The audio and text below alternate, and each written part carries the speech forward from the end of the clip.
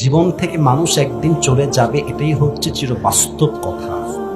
আপনার বউও মরতে পারে, আপনার স্বামীও মরতে পারে, বাবাও মরতে পারে, মাও মরতে পারে।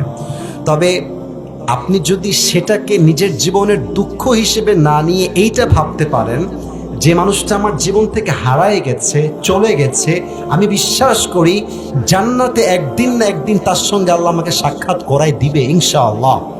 আমি দোয়া করি আল্লাহর কাছে, আল্লাহ যাদের আপন মানুষ হারায় গেছে দুনিয়াতে, আল্লাহ তুমি সবাইকে তাদের সঙ্গে জান্নাতে একটা বার হলেও দেখা করার সুযোগ করে দিও। সকলেই পড়া আমিন। তো হারাই গেলে এই যে আপনারা অনেকে কষ্ট পান, আর পড়বো না, আর খাবো না, এই মরে গেলাম, সেই এগুলো না।